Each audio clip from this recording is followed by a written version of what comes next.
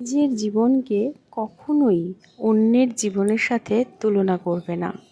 যেমন সূর্য এবং চন্দ্রের মধ্যে কোনো রকম তুলনা হয় না। তারা উজ্জ্বল হয়ে আলো দেয় যখন তাদের সময় হয়, তেমনি তুমিও জীবনে প্রজ্বলিত হবে যখন তোমার সময় হবে।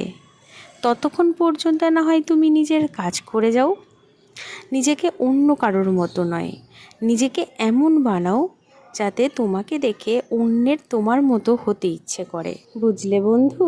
পদে মোরে রক্ষা করো, এ নহে মোর প্রার্থনা, বিপদে আমি না যেন করি ভয়।